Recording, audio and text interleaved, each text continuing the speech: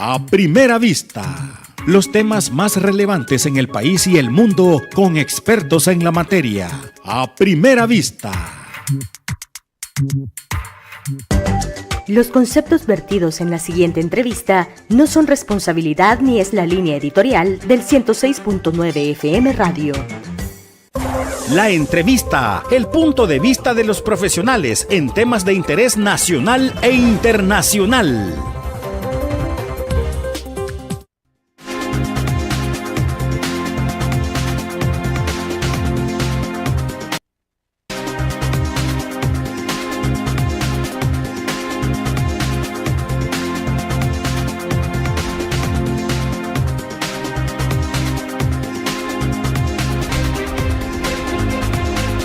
El Salvador es un país con diversas creencias. El Salvador, sin duda, es un país en que confiamos en cualquier milagro, probablemente, o en cualquier persona, pero rápidamente puede caer la desilusión. Dicen que los matrimonios pasan en un enamoramiento los primeros años, probablemente, 2, 3 años. Pero El Salvador tiene un enamoramiento con el actual presidente ya de cerca de 6 años y al parecer no termina. ¿En qué momento esto cambiará? No sé, piénsalo.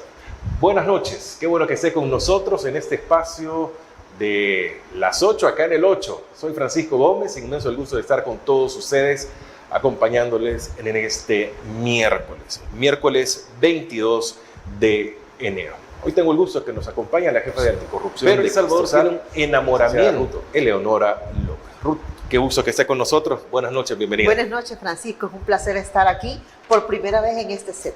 Bueno, qué gusto que se estrene en No sé, piénsalo, este espacio de todos los miércoles. Bueno, quiero comenzar por actividad que se desarrolló el domingo.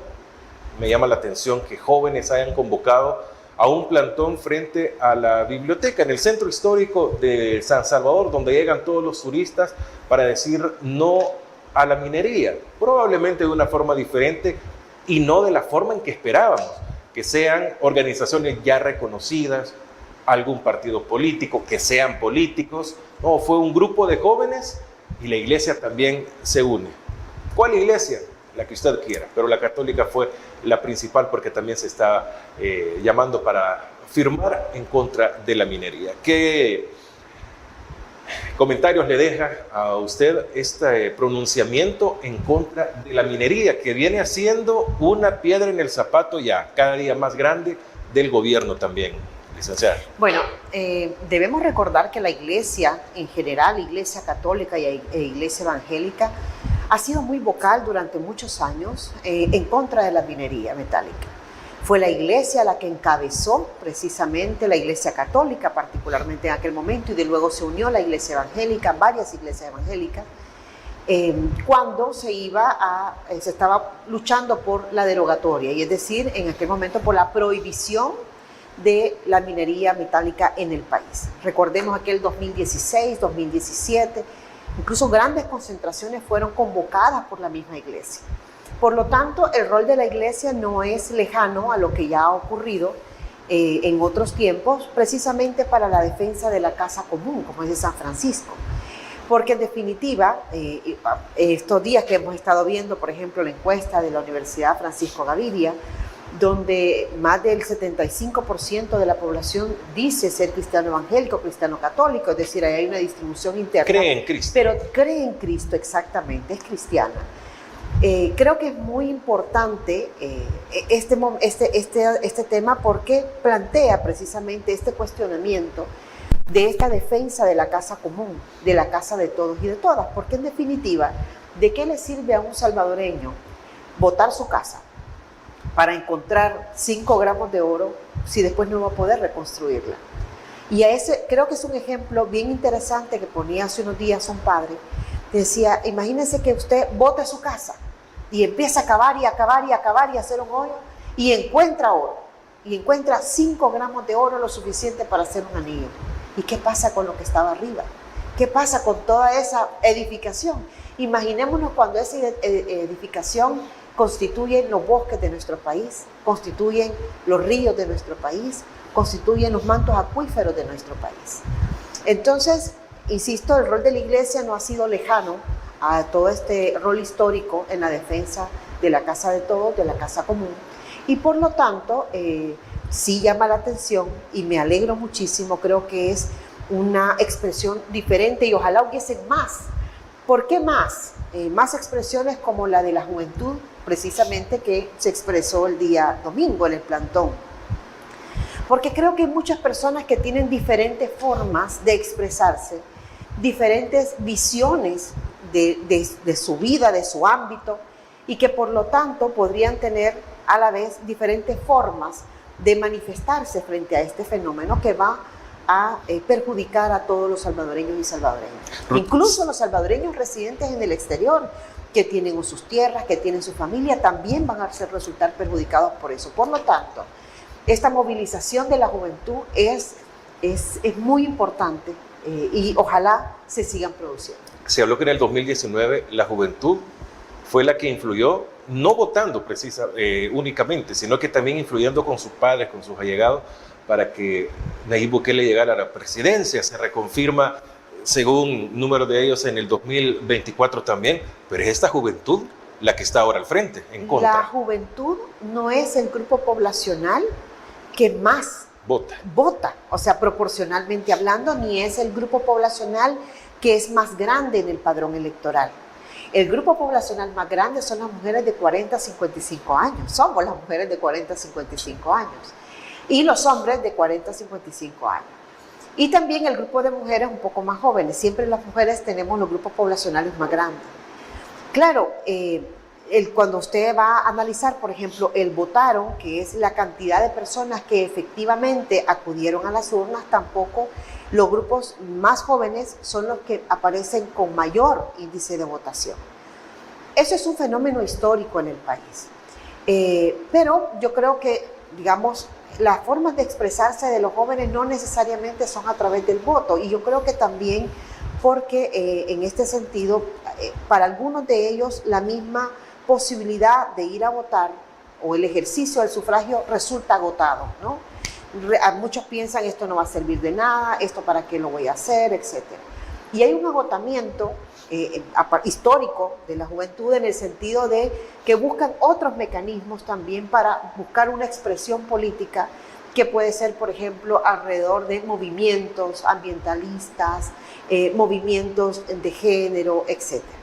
Por lo tanto, de la forma que sea, no importa si es de una, no importa si es de otra, en este momento donde no hay elecciones, yo lo que creo y reivindico es el derecho de los jóvenes a pronunciarse, porque al final esto es lo que les va a quedar, y esto es lo que va a quedar para quienes decidan constituir también sus familias posteriormente. Por lo tanto, que asuman una defensa de su espacio, no solo el espacio cívico, sino de esta gran casa común, también es importante. ¿Y dónde podemos ver el desencantamiento de los jóvenes, el que ahora sean protagonistas? O sea, ¿qué ha tocado? ¿Qué fibra sensible han tocado?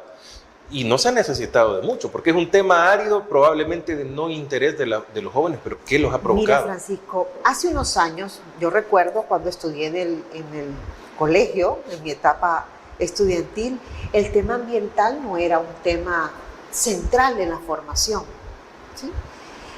Incluso, bueno, mi padre era biólogo marino, yo tenía una cercanía muy importante con el tema ecológico, ambiental, etcétera. Pero esa no era la realidad de la mayoría de mis compañeros, de mis amigos. Estoy pensando en mi etapa primaria y secundaria, por ejemplo. Sin embargo, hoy es diferente. Si nosotros vemos, por ejemplo, no solo a través de la currícula educativa, sino en los temas de conversación también de los jóvenes. Yo tengo 2 hijos jóvenes, que es parte también de su debate constantes y permanentes. A veces pensamos que los jóvenes no participan, que los jóvenes no hacen nada, y eso, al menos en mi condición de madre y de mi experiencia, y como docente universitaria también, tengo otra experiencia, totalmente diferente. Tengo estudiantes que cuestionan, tengo estudiantes que preguntan, que consultan, que investigan también. No todos los estudiantes son iguales, pero sí creo que además es responsabilidad nuestra, como parte de una familia, poder inculcar también estos valores, porque no podemos dejárselo solo al sistema educativo. yo estaba preguntándome cómo está siendo abordado el tema de la minería en la nueva currícula educativa. Es un tema que yo creo que bien vale la pena hacer la consulta, solicitar por acceso a la información al Ministerio de Educación cómo está siendo abordado. Porque, por ejemplo, en materia de transparencia, hemos visto que solo en 8º grado hay una referencia directa, pero en el resto de la currícula no aparece. Y esto fue precisamente en un estudio que hizo el Instituto, el Observatorio del IDUCA, del Observatorio Universitario, donde ahí pueden verlo, está en las redes sociales, está en la página del IDUCA, del observatorio particularmente, donde se consulta al Ministerio de Educación dónde está, en qué parte de la currícula educativa está el tema de transparencia. Y, bueno, hacer referencia en una respuesta que es solo a nivel de 8º grado. Entonces hay que ver cómo está el tema de la minería. Porque yo recuerdo en los libros con los que estudiaron mis hijos, que ya están en la universidad, pues sí, en el material, más que en los libros, porque en el material y en la discusión y en el pensum, sí se hablaba de alguna manera sobre el tema de transparencia en algunos años de bachillerato. Ahora, hay que revisar cómo está siendo abordado ese tema de la minería, precisamente, y del cuidado al medio ambiente, porque hay que ver cuál es la incidencia que también el Ministerio de Educación, como parte del órgano ejecutivo, estaría tratando de hacer en la juventud. Bueno, vamos a hacer una pausa. Está con nosotros la jefa de anticorrupción de Cristosal, Ruth López, en esta noche de No sé, piénsalo. Ya regresamos.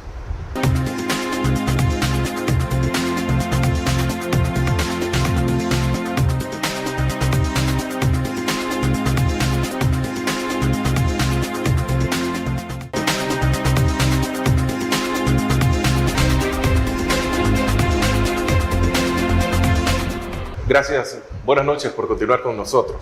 Estamos en redes sociales, en Agape TV Canal 8, al igual que en las redes sociales de la productora Mix de Medio y por supuesto en radio, larr.com y todas sus redes sociales para que usted pueda tener una visión diferente de lo que está sucediendo en el país. La jefa de anticorrupción de Cristosal está con nosotros en esta noche de miércoles y gracias por compartir con nosotros. Ruth, estamos a 2 meses de que cumplamos 3 años del régimen de excepción y hasta ahora, ¿cuántos han sido condenados y cuántos han sido absueltos?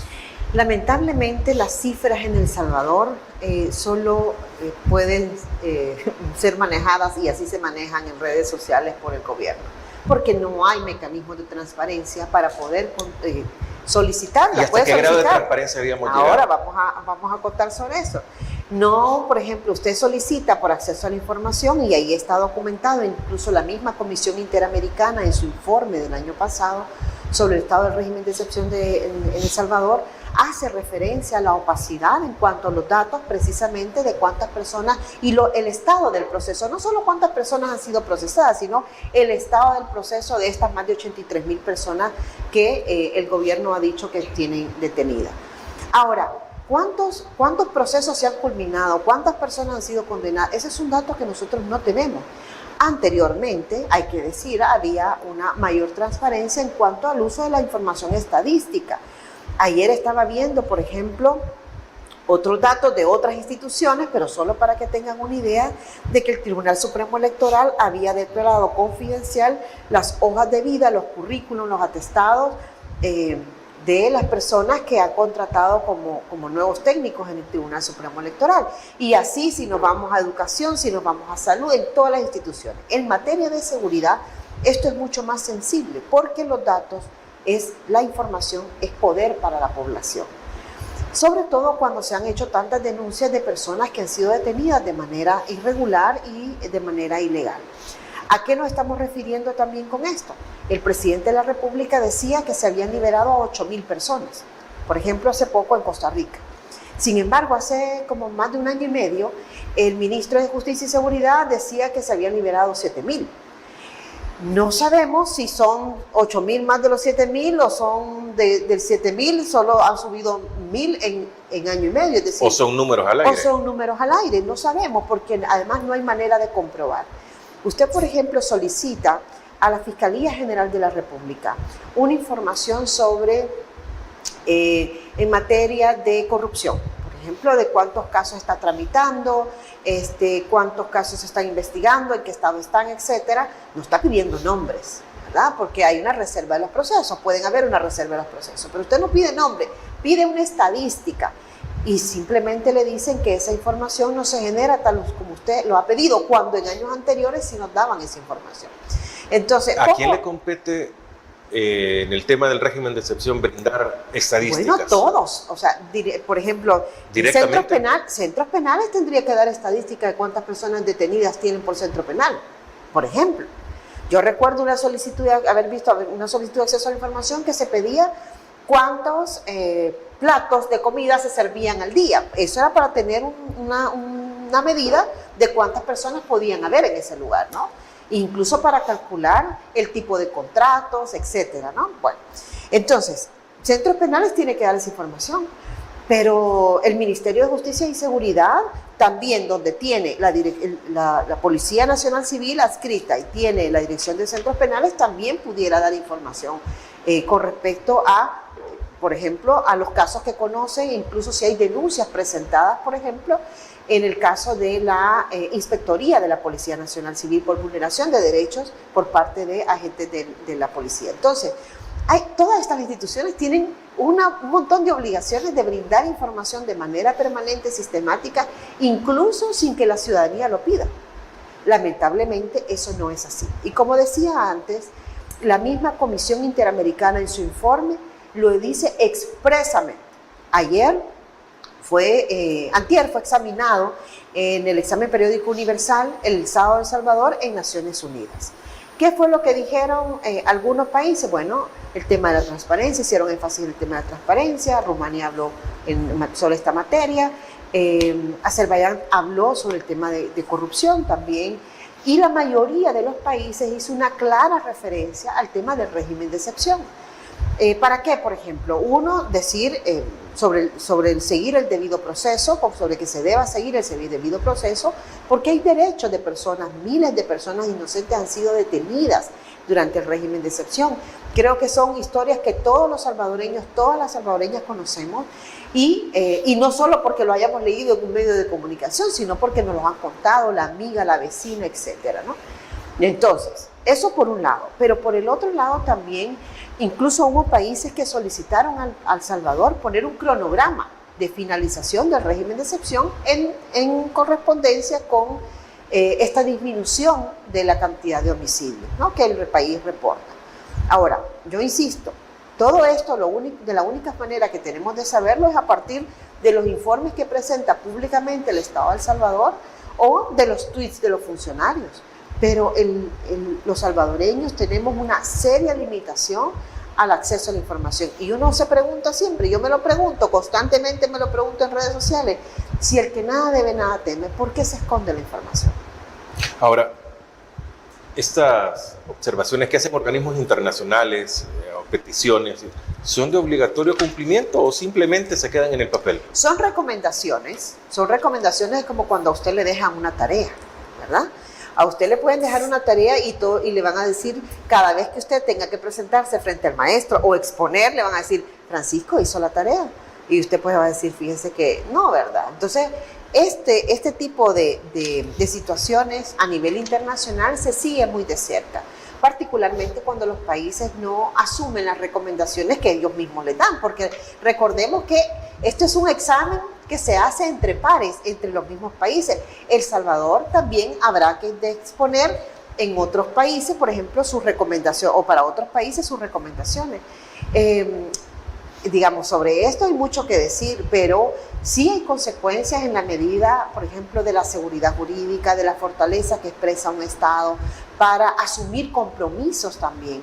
Quien solo llega a sentarse, ¿verdad?, y a decir cosas que no pueden ser comprobadas o que no tienen sustento, pues entonces los países también notan su falta de seriedad, y todo esto es transmitido no solo a las personas que están ahí, sino a las representaciones diplomáticas y más allá a los mismos estados de cada uno de estos lugares. Y todas las organizaciones internacionales, la mayoría, están haciendo recomendaciones para de lo malo. Estos no son recomendaciones, estos son aparte, porque estos son los países. Sí. Es decir, ayer cuando cada uno de estos que habló, quienes hablaron fueron los países. Honduras, por ejemplo, Ecuador, solo para mencionar los de América Latina, Uruguay, Paraguay, Argentina, Estados Unidos, México. Si nos vamos para Europa, otro tanto, y así en Asia, en África, etcétera. Eso hay que sumarle precisamente lo que dice sobre el tema de las organizaciones internacionales que han venido haciendo señalamientos como Human Rights Watch, por ejemplo, Freedom House, que también han hecho señalamientos sobre esto mismo. Es decir, ayer los países la recomendación que muy diplomáticamente hacen, porque utilizan frases muy diplomáticas como recomendamos, con el debido respeto, recomendamos, etcétera. Lo que están viniendo a decir es exactamente lo que han dicho ya organizaciones internacionales. Estamos en No sé, piénsalo. Puede buscarnos también en redes sociales y compartir esta transmisión.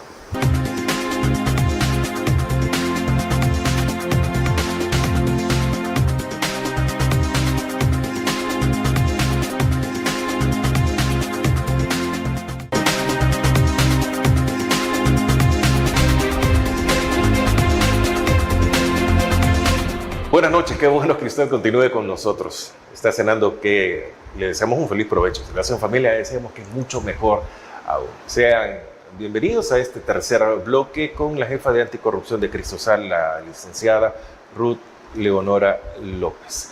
El régimen de excepción, se ha hablado muchísimo de que es inconstitucional, de que de excepción ya no tiene nada, pero la pregunta es, ¿se cumple el objetivo del régimen de excepción, que es para eliminar las pandillas, este flagelo que se ha tenido en el país, o para qué se está utilizando desde hace más de 2 años, casi 3 años, el régimen de excepción en El Salvador? ¿Tiene un trasfondo?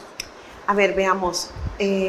Para nadie es un secreto, Francisco, la crisis que El Salvador enfrentaba con las pandillas y el dolor que las pandillas le produjeron a la familia salvadoreña y que le siguen produciendo, porque, digamos, es un fenómeno que no podemos decir que está erradicado, porque eso no es un fenómeno social y por lo tanto hay todavía muchísimo por hacer para poder enfrentar todas estas carencias que hay a nivel social, para evitar que más jóvenes se involucren con las pandillas. Sin embargo, nosotros hemos asegurado de que para llegar a un resultado como este, no necesariamente usted tiene que violar los derechos de las personas, y mucho menos si esas personas no tienen nada que ver con el involucramiento con actos de pandilla. El régimen de excepción ha servido como un mecanismo de control social. Digamos, es una forma también de amenazar a la población en cuanto a su organización comunitaria. Hemos visto cómo en lugares tradicionalmente organizados, históricamente organizados, han sido también blanco de estos incluso focos, intervenciones, y se han producido capturas arbitrarias. Estoy pensando, por ejemplo, en la zona norte de Chalatenango, estoy pensando en la zona de Jiquilisco, en el Bajo Lempa, en Cabañas, por ejemplo, etc. Por lo tanto, nosotros no podemos ser ingenuos y en no reconocer y además denunciar de que esto ha sido un instrumento. Ha sido un instrumento. O sea, esto ya tenemos 34 prórrogas del régimen de excepción. Estamos a punto de cumplir los 3 años con régimen de excepción. Y yo suelo utilizar más la palabra de suspensión de derechos. Porque régimen de excepción, cuando no conocemos todo lo que implica un régimen de excepción, podemos, digamos, hasta banalizarlo en el sentido de que, sí, es un término jurídico que muy pocas personas pueden comprender, dicen algunos. Entonces, a mí me gusta más utilizar la suspensión de derechos, porque lo cierto es que en El Salvador, las personas que son detenidas, incluso las personas que han sido detenidas, por ejemplo, por el consumo de bebidas alcohólicas, han sido detenidas por más de 72 horas. Y yo recuerdo perfectamente cuando esto empezó y decían, es que esto solo es para los pandilleros. Y resultó ser para los sindicalistas, y resultó ser para las personas que hacen defensa de derechos al medio ambiente, resultó ser para las personas organizadas, resultó ser para todos y todas. Incluso aplicándosele a personas por conducción temeraria, que han pasado más de 15 días detenidos. Eso es el régimen de excepción, porque usted tiene el derecho suspendido, porque todos los tenemos suspendidos, mientras exista esta disposición. ¿Qué significa esto? Que bueno, que imagínense el tratamiento que tiene una persona con vínculos con pandillas, por ejemplo, que pudiera haber sometido a un régimen de excepción durante un tiempo determinado, no de 34 meses, donde incluso muchos de ellos han sido detenidos y miles de personas inocentes han pasado y van a pasar casi 4 años sin juicio. ¿Quién le devuelve la vida a esas personas? Esos no son daños colaterales. Eso es un mecanismo de control para que otras personas, digamos, no se atrevan a expresarse, no se atrevan a movilizarse. Uno de los temas más importantes, por ejemplo, y a mí me llamó mucho la atención en el plantón del domingo, es que había mucha gente con mascarilla también. Hay miedo. Y sí, efectivamente, la gente empieza a romper el miedo, y eso es muy bueno, porque el miedo paraliza. El miedo lo que hace es que no le permite a alguien avanzar.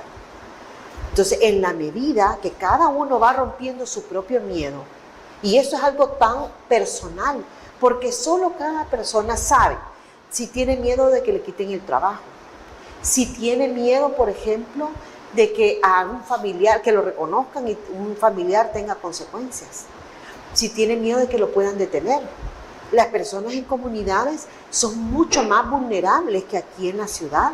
Por eso es que también se ha dicho que esto es un mecanismo de exclusión también, porque las personas con menos ingresos son las personas más vulnerables a una detención. Entonces, dicho esto, es bien claro, ¿verdad?, que este régimen de excepción sirve para un montón de cosas. Y alguien me preguntaba, y lo podemos buscar hace casi, cuando se instaló el régimen de excepción, hace casi 3 años, ¿cuánto va a durar el régimen? Y mi respuesta durante estos 3 años ha sido la misma. El régimen va a durar mientras el régimen lo necesite. Mientras el régimen lo necesite, sí. Lo necesite como mecanismo de publicidad, de propaganda, lo necesite para controlar a la población, lo necesite para generar miedo. Entonces, y además, también para controlar las compras públicas, porque recordemos que durante este régimen de excepción han pasado varias transformaciones del régimen electoral, del régimen de compras, del sistema penal. O sea, el régimen ha servido para un montón de cosas. Haberle suspendido los derechos a las personas ha servido para mucho, porque para detener, procesar y condenar a una persona que ha cometido un delito no se necesita suspender los derechos. Pero para detener, procesar, condenar y mantener en la cárcel a una persona que no ha cometido ningún delito, para una persona inocente, entonces sí necesita suspenderle sus derechos, porque ni siquiera le tiene que decir por qué lo está acusando cuando se lo lleva detenido. ¿Y se ha normalizado el régimen de excepción entre la población? Creo que hoy la población, de alguna manera, aunque pueda sentirse tranquila, fíjese, tranquila entre comillas, por el régimen, lo cierto es que las personas advierten que están en riesgo frente al régimen. Porque una cosa es que puedan controlar a otros y otra cosa es que me puedan controlar a mí. Y ese punto yo creo que es algo que todavía falta seguirse desarrollando en El Salvador. O sea, así como la guerra marcó la conducta de la sociedad salvadoreña, así como los acuerdos de paz, ¿verdad? Digamos, trajeron un nuevo momento por el tema de la libertad de expresión, etc. El régimen de excepción también trae un nuevo momento en el comportamiento social. Y todavía falta explorar las consecuencias, por ejemplo.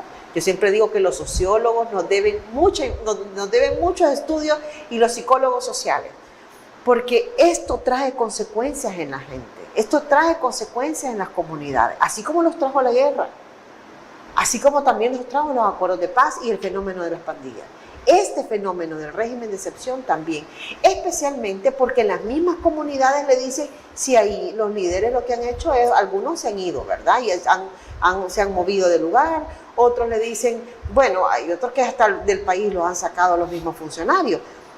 Otros líderes están siendo juzgados en Estados Unidos y vamos a ver qué pasa ahora con una nueva era Trump y esta solicitud que hizo Trump en su momento, en su primer gobierno, cuando pidió la extradición de unos pandilleros, líderes de pandillas, que el gobierno no se los entregó.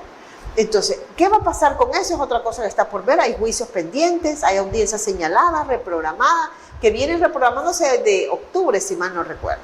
Entonces vamos a ver qué es lo que pasa con todo esto. Quisiera agregar algo sobre lo que usted mencionaba de los sociólogos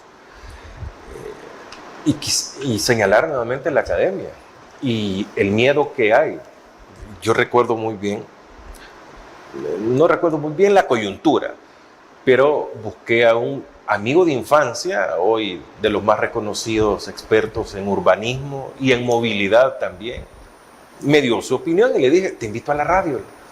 No, mejor esperemos a que esto se calme para no quedar uno en el ojo del huracán. Y ahí uno dice, ¿cuánto queda debiendo la academia también? Sí. A todo este proceso que está viviendo el país. Sí, y creo que así como hay personas que exponen sus criterios, hay otras personas que han decidido guardar silencio.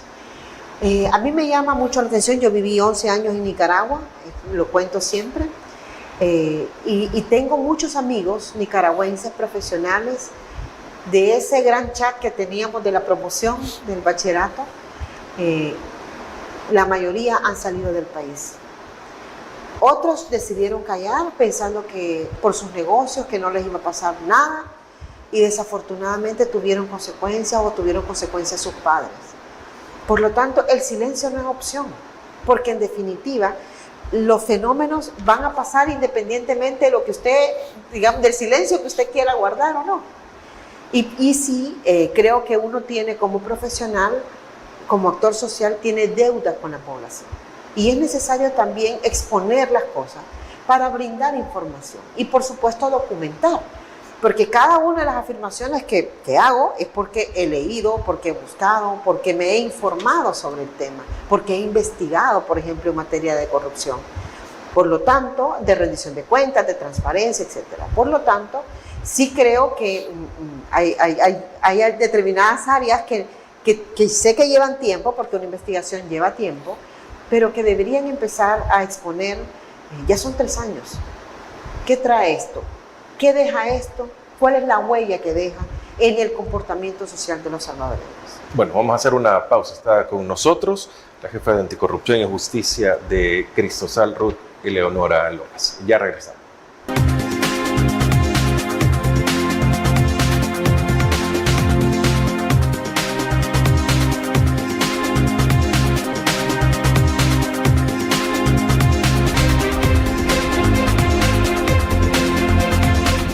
Buenas noches, continuamos.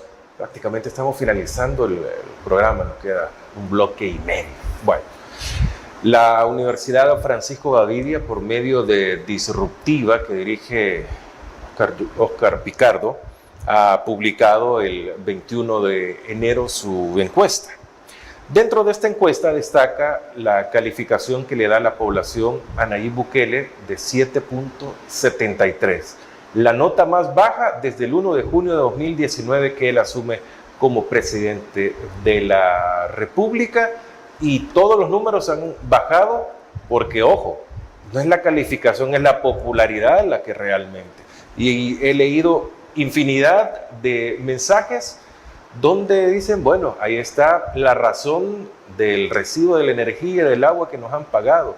Ahí está la razón por la cual también están haciendo esto y lo otro y acá y allá. Da para mucho de qué hablar esto. Si eso fuera así, entonces entre más baje la nota, pues quizás más cosas le dé a la población, ¿no? Bueno. O sea, habría que ver cuál es la evolución de esto. Pero sí, yo creo que lo que pasa entonces es que... esto es para que cambie la percepción. Puede ser. Por supuesto. Definitivamente me parece, incluso ese mismo día que hubo el anuncio, pues leía varios análisis de varios académicos relacionados con esto, ¿verdad? Que, digamos, cuál es el impacto en las finanzas de El Salvador. Además, recordemos que hay un acuerdo próximo a firmarse con el Fondo Monetario, que bueno, entendería que no tendría ninguna objeción en cosas como estas ocurran, porque si no, creo que lo hubiese hecho saber previamente al gobierno. Pero lo cierto es que hay un descontento. Y sabe, Francisco, yo creo que es que también la gente se va dando cuenta que eso de que el pueblo manda no es cierto, ¿verdad? El pueblo no manda. O sea, quien manda en El Salvador son grupos económicos. Quien manda en El Salvador es una familia, como ha ocurrido en el pasado también en El Salvador y también en otros lugares en América Latina. Y entonces usted se da cuenta, por ejemplo, de que, bueno, se modifica la ley del café, se crea una nueva ley del café en marzo, en medio del proceso electoral del 2024, y en julio se anuncia de que el presidente tiene su propia marca de café y es cafetalero y tiene fincas y todo eso. Casualidades.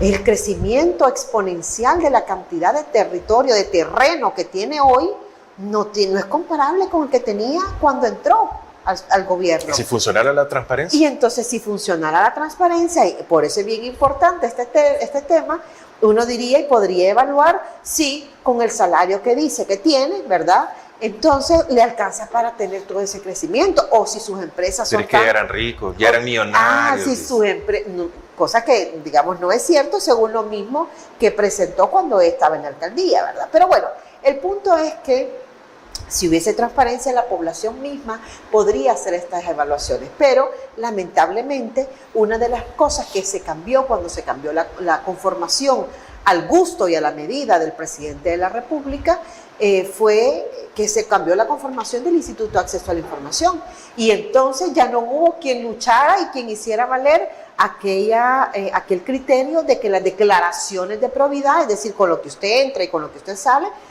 de los funcionarios tendrían que ser públicas. Escuché, en esos momentos que se daban todos estos cambios, que piezas cambiaban únicamente. El primer gran cambio en El Salvador institucional fue cooptar el Instituto de Acceso a la Información Pública. Esa vez no tuve invitado en la radio hace varios años y me puse a hablar con las personas, y entre las llamadas me criticaron mucho de que, ¿y qué importaba? O sea, ¿qué pasaba si movían estas piezas o ingresaban? Que somos... Estas son las consecuencias. Exacto.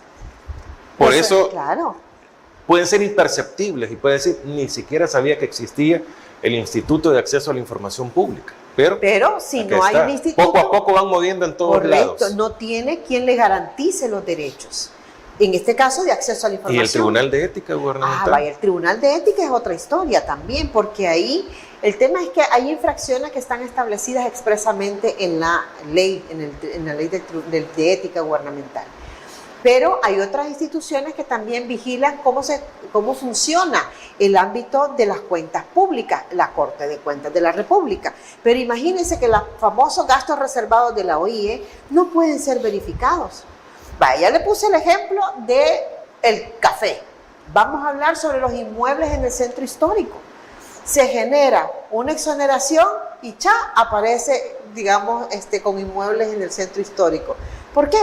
Digamos, podría haber sido, y está bien que se generen, digamos, algunos beneficios para promover la inversión, pero tenemos que preguntarnos, ¿realmente se está promoviendo la inversión más allá de los edificios que usted está viendo en las 4 cuadras del centro histórico? ¿Por qué?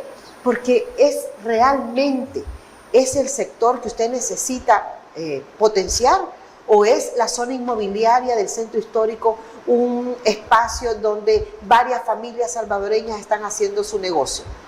Ahí tiene otro ejemplo. A mí no me extrañaría que este tema de la minería es porque alguna tierra hayan comprado y a lo mejor tienen alguna mina ahí, ¿verdad? Y quieren explotarla. Entonces, ya veremos que también vamos a tener quizás un presidente minero. Entonces, por eso es que digo que la población poco a poco es así como, mire, usted nos dijo que aquí que la población es la que mandaba, y el pueblo no está mandando. Quien está mandando es un poder económico y una familia que se está erigiendo como un nuevo poder económico en El Salvador, y que incluso está produciendo desplazamiento de otros sectores económicos. Por lo tanto, creo que la población empieza a ver. Pero ¿y por qué esta baja nota? Y no es, yo creo en otros casos para los presidentes es una buena nota, sí, pero cuando ha tenido... Así es. pero yo creo que en este caso la minería tiene alguna responsabilidad, sí. Es un tema que no es popular, igual ya va a salir con algo, ¿verdad? Lo mismo pasó con el régimen de excepción, igual pasó después con el tema Bitcoin, o sea, antes con el tema Bitcoin, o sea, creo que todas estas cosas van acompañadas y vamos a ver cuáles van a ser las estrategias precisamente para tratar de levantar esa imagen nuevamente. Bueno, vamos a hacer una nueva pausa para venir con la parte final en No sé, piénsalo.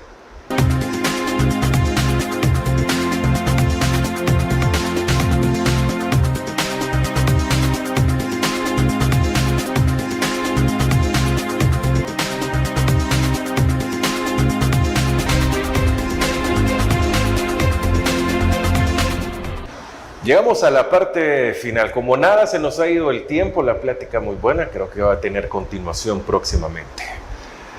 El 20 de enero asume por segunda oportunidad Donald Trump, segunda oportunidad legal, porque Porque en Estados Unidos un presidente puede estar 2 veces en la presidencia. Esas 2 veces en Estados Unidos pueden ser continuas o no. En El Salvador, según nuestra Constitución, solo podían ser de manera discontinua. Bueno, ¿qué consecuencias pueda tener El Salvador con la llegada de Donald Trump? No sé si es buena o mala la relación que se había tenido con el actual gobierno de nuestro país, pero las medidas para los indocumentados se afectan directamente, ¿no? Sí, yo creo que ahí habrá que ver cómo este comportamiento con el tema de la protección que ha tenido el gobierno con los líderes de pandillas, por ejemplo, creo que eso es un tema importante. Que esos fueron los que generaron comentarios en la campaña de Donald Trump. Trump. Habrá que ver que justamente cuál es la posición del gobierno de Trump frente a este nivel de protección que ha tenido el gobierno al no querer extraditar a los líderes de pandillas que cometieron crímenes en Estados Unidos y que han sido solicitados su deportación. Eso por un lado. Pero por el otro lado, para el común de los salvadoreños, definitivamente el tema de las deportaciones es un tema que trae muchas consecuencias en el país. No solo por el tema de las remesas, porque algunos han dicho, porque van a haber menos remesas, pero ese es el menor de los problemas. El problema es que nuestro país no tiene una capacidad, no está generando empleos. Hay una reducción en el empleo público por todos los despidos, ya ustedes vieron. En el ámbito privado, pues no hay una inversión extranjera. Quienes están invirtiendo son los mismos salvadoreños y esa inversión no alcanza para cubrir todas las necesidades de empleo que requiere el país. Imagínense con las personas que empiezan a retornar, que además esta es su casa, este es su hogar, este es su espacio, pero además muchos de ellos vendieron lo poquito que tenían para poderse ir, para poder pagar esa ida, ¿no? Y además de eso, ¿qué capacidad tiene el país para absorber y para generar oportunidades para estas personas que regresan? Unos que iban en tránsito, porque estaba viendo que las citas del CBPS, Juan, habían sido suspendidas totalmente desde el mismo día, ¿no? Y estas personas ya no tienen posibilidad de solicitar asilo. Hay que ver qué va a pasar con otros programas como el DACA, por ejemplo. O sea, habrá que ver como el TPS, es decir, habrá que ver qué es lo que ocurre con todos estos programas también. Ya de entrada, bueno, esa suspensión afecta a miles de personas que estaban detenidas en la frontera sur y que, bueno, tienen que regresar o que quizás México puede acoger. Hemos visto cómo la migración salvadoreña ha aumentado exponencialmente también en México y también a otros países, porque no solo México. Quiero recordarles que el Reino Unido hasta hace unos años no nos pedía visa para ir y ahora sí se exige visa precisamente por la cantidad de personas que estaban migrando hacia Reino Unido. Entonces, esa es la situación, es la realidad de El Salvador hoy. Y bueno, habrá que ver entonces qué capacidades genera el país para lograr tener a los salvadoreños y generar condiciones dignas de vida para la población.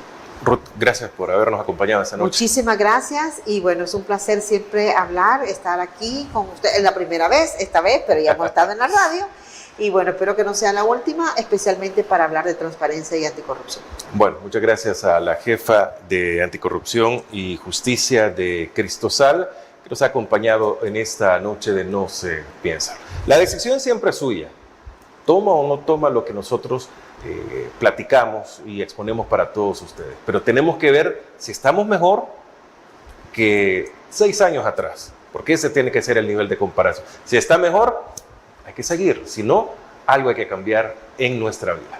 Muchas gracias. Continúen con Agape TV Canal 8, producción de Mix de Medio y Radio La RR. Buenas noches.